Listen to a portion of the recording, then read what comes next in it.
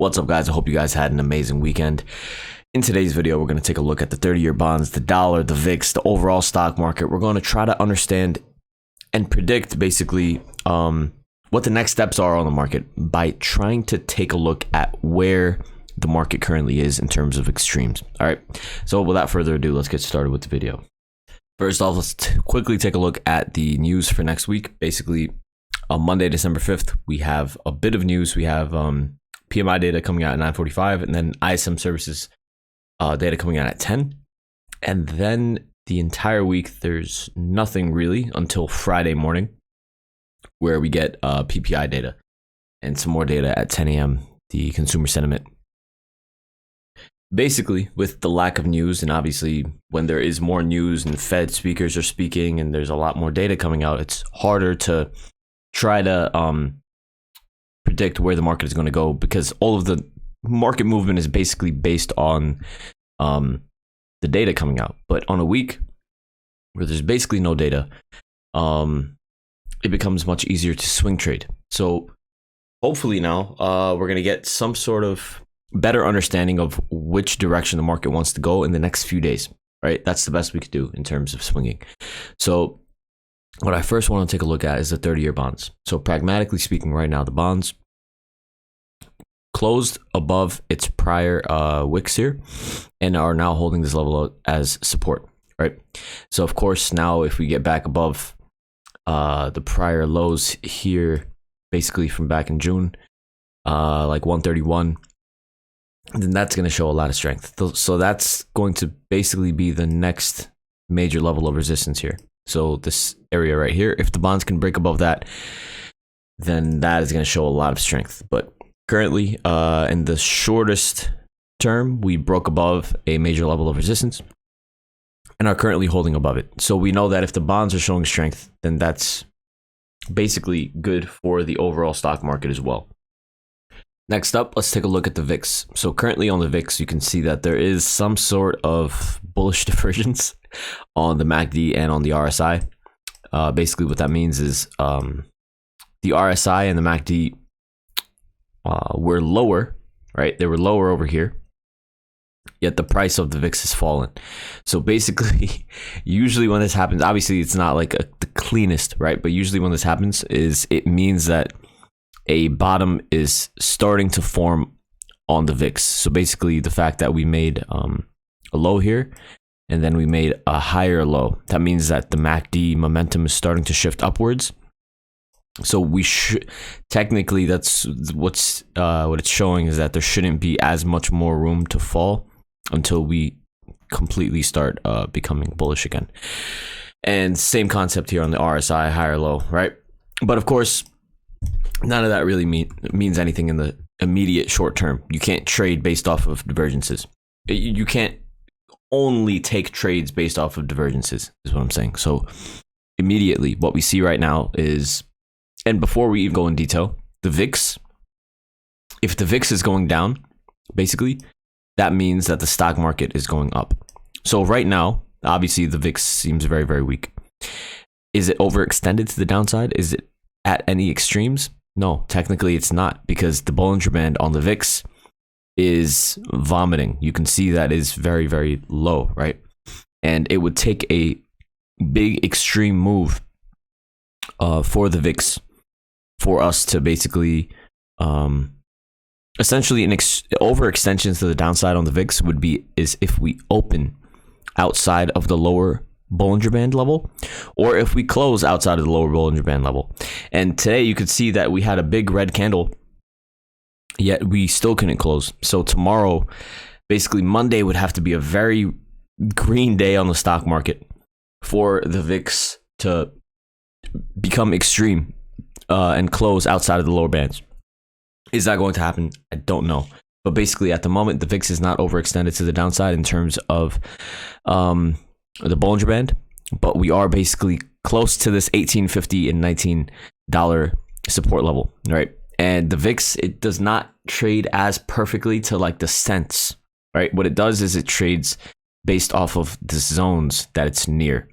So you can see that we're close to April support as well as this August support. So this $18.50 to $19 level on the VIX is very important, but this can still easily continue falling lower. And then basically to check in general, like a good rule of thumb is to check if this bullish divergence is fake or not, is if we end up breaking below that prior low. So you see how the MACD made a low on November 25th. Basically, if this MACD level ends up crossing below that November 25th level, then this was a fake bullish divergence and, you know, a continuation to the downside. But in terms of everything else, right, the VIX, they're still showing a lot of weakness on the VIX. Obviously, now we're getting close to a level of support, the $18.50 to $19 range, which is very, very important level of support. But we are technically not overextended to the downside like we were back on November 23rd, where, you know, I was going long. So the safest position to be in would be wait for an overextension to the downside. But basically, yeah, there's that on the VIX. Let's take a look at the dollar. All right, so here's the dollar. So we know so far that if the dollar goes down, then the stock market goes up. So basically, the dollar and the stock market have an inverse relationship. And we can clearly see that the dollar looks very, very weak, right? And if the dollar looks very, very weak, then the stock market should be going up, okay? So essentially, what we were monitoring before was that the lower level of the Bollinger Band on the dollar was shifting upwards, which meant that there is not much more room to fall in terms of being algorithmically overextended to the downside. And this whole point of what I'm trying to do is I'm trying to look for overextensions to the downside in terms of extremes, in terms of these Bollinger Bands. Because say, for example, the dollar started trading well below the Bollinger Band level right here. It was trading outside. That would give us a higher probability chance that the dollar will end up bouncing, right? And if the dollar ends up bouncing, then the stock market, if it's at like a high or if it's at like a level of resistance, the stock market, the prices in the stocks will end up falling because the dollar has bounced from an extreme. So basically that's what I'm trying to do. Does that make sense? So at the moment, the dollar isn't yet near a level of extreme. You can see that the Bollinger Band began to fall lower, and now it's starting to point a bit lower now. So it's going to take a lot more for us to become overextended to the downside in terms of a Bollinger Band, right? And if this level continue just sharply rising like this, right, then that would mean that there's like a much closer bottom.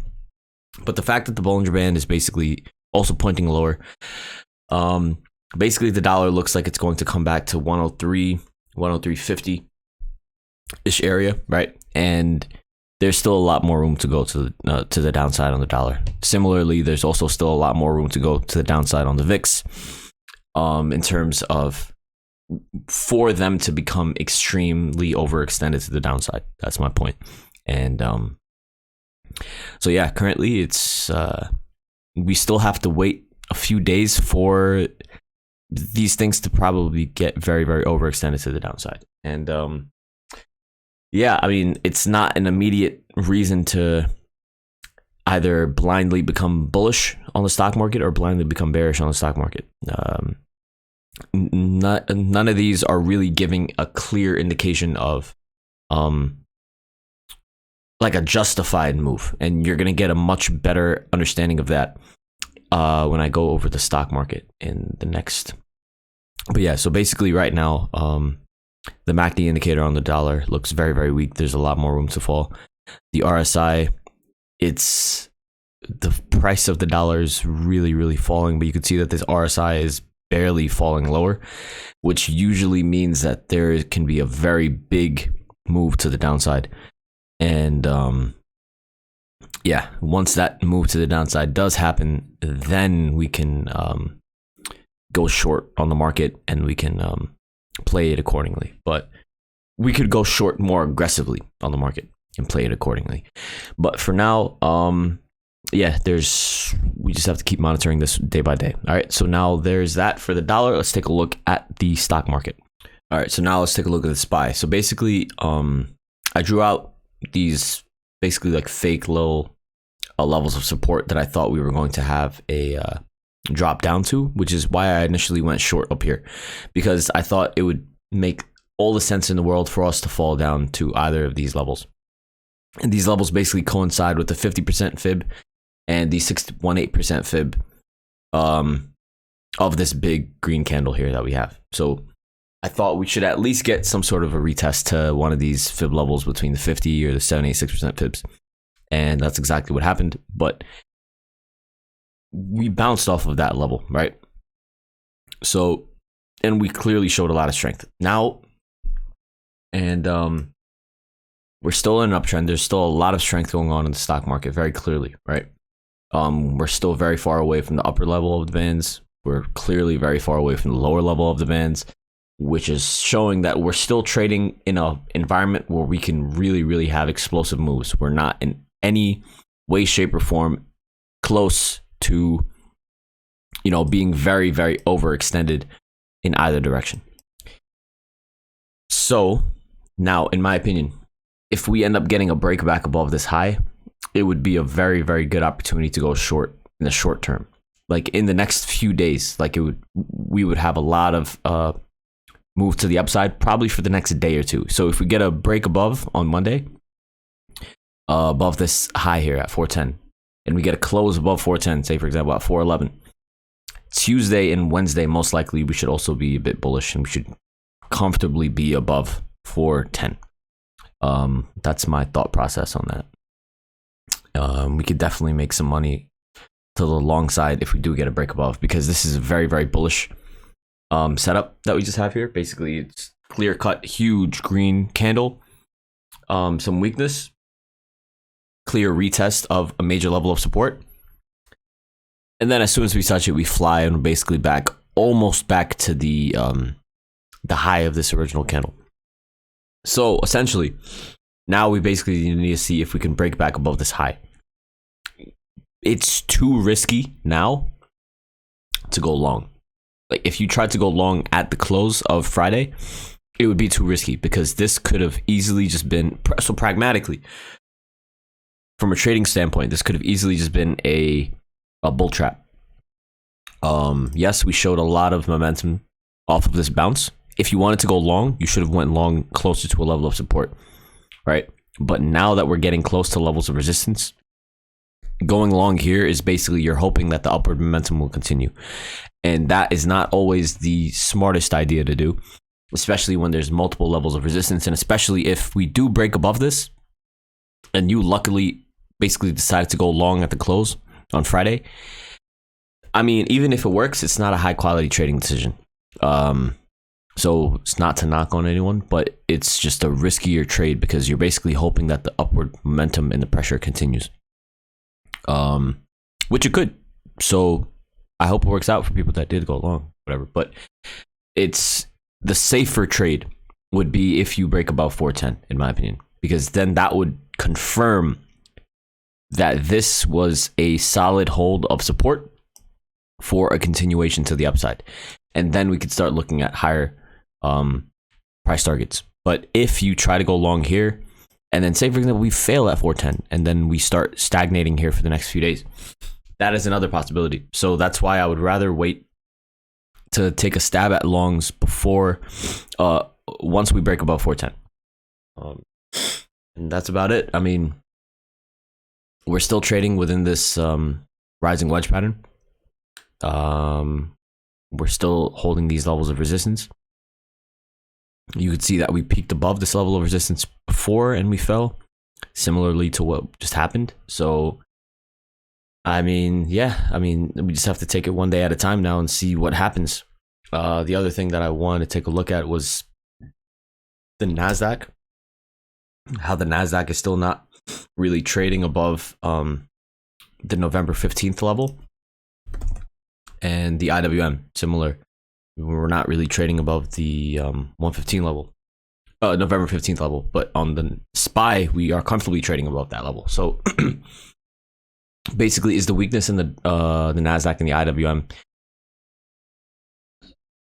is that affecting the lack of strength in the SPY? 100%. So now basically, you know, we're just going to continue taking a look at the NASDAQ, the IWM, or the overall market to see a gauge of whether this strength can continue. But this is a textbook. This is a textbook move. If we are going to break to the upside, it should be off of a setup like this. We came back to a major level of support, and now if we didn't go long here, you're going long on a break of 410. So yeah, I mean, it's gonna be pretty interesting heading into next week. Overall, yeah, there's not much else to talk about. I hope you guys enjoyed today's video. Hope you guys have an amazing Sunday. Get a lot of rest, get some sunlight, go for a walk, get some exercise, and enjoy your day. Make sure to like, comment, subscribe, do all that good stuff, and I will see you guys bright and early tomorrow morning. Have a good one.